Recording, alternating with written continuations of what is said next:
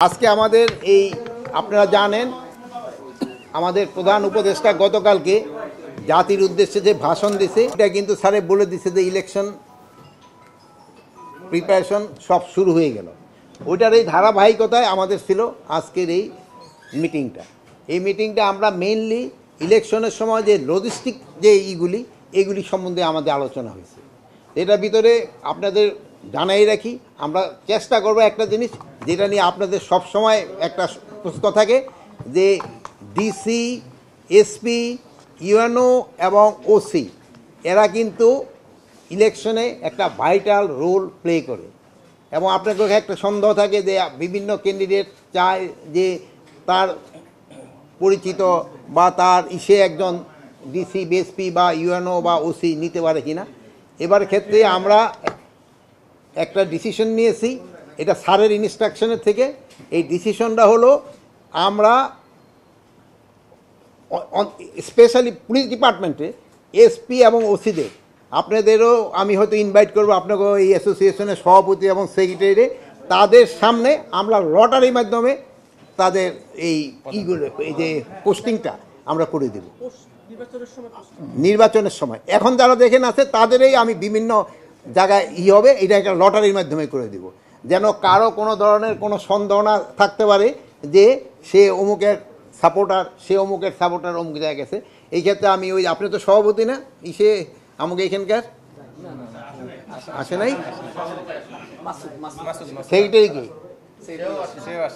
সভাপতি এবং সেক্রেটারি আমরা সেদিন ইনভাইট করবো। আপনারা বলবেন যে ওনারা যেহেতু আমরা সবাই যদি আনি যেই হট্টগোল হয় লটারি আর করা যাবে না, ওনাকে দুজনের আমরা সামনে রাখবো। এসপি তো সারা দেশের দিয়েই করবো। হ্যাঁ, ডিসিদেরটা তো আমার হাতে না, আমি এখানে এসপিটা আপনাকে সামনে করতে পারবো। ওসিদের এতগুলি হয় কি এখন আবার আলাদা একটা সিস্টেম আছে, ওই সিস্টেমটা আমরা চেষ্টা করবো যদি একটা বের করতে পারি আপনি তো আমরা করবো। যেহেতু ওসিদের করতে হবে হয়তো ডিভিশন ওয়াইজ পোস্টিং করতে হবে, যেহেতু পুরা ডিস্ট্রিক্টটা করা যাবে।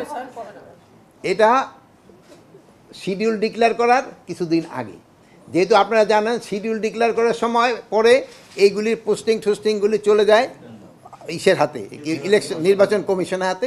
এই জন্য আমরা আমাদের কাজটা করে দিব, তারপরে যদি নির্বাচন কমিশন চায় যে তারা আরও চেঞ্জ করতে চায় তারাও করতে পারবে। আর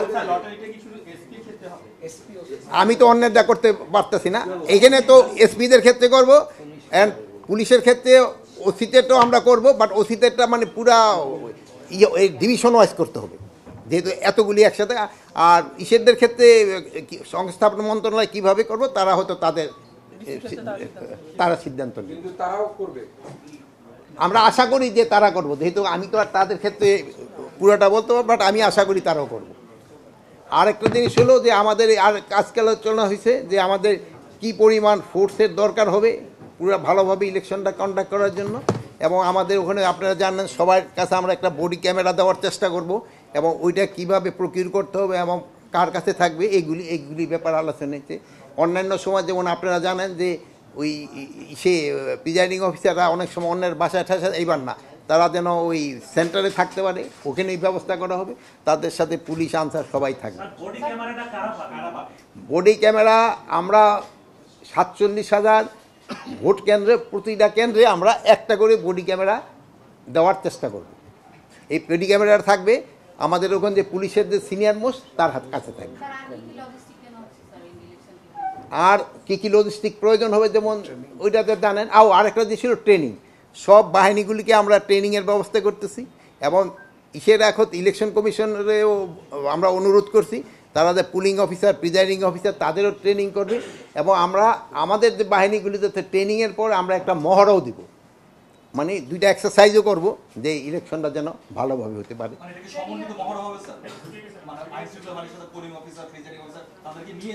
না, আমাদেরটা আমরা করব, তারপরে যদি তাদের সাথে করা যায় তো ভালো, যেহেতু অনেক সময় আছে সব কিছু তো আর করা যায় না। বাট আমি আমাদের ভিতরে যেটা দায়িত্ব ওইটার ক্ষেত্রে আমি বলবো, বাট অন্যটা কীভাবে হবে ওইটা তো আমি এখন বলতে পারবো। প্রশিক্ষণ তো অলরেডি আপনারা বলছি এই কথাটা, কিন্তু অনেকে আপনি কোন আপনি তো থাকেন সব সময়, তারপর ভুলে যান কেন?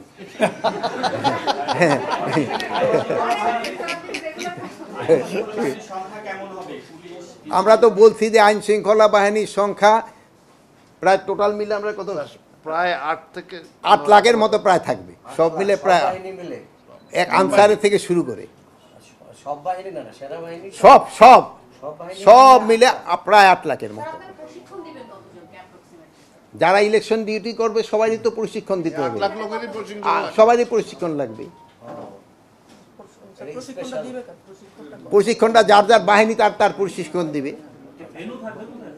যার যার এলাকায় তার তার ভেন্যু। যেমন আপনার যদি বলি ভাই আপনি থাকেন কোথায়, আপনার বাড়িতে আপনি থাকেন, তো আপনার খাওয়া দাওয়া তো আপনার বাড়িতে হয়, তাদেরও ভেন্যু যার যার জায়গায় হবে।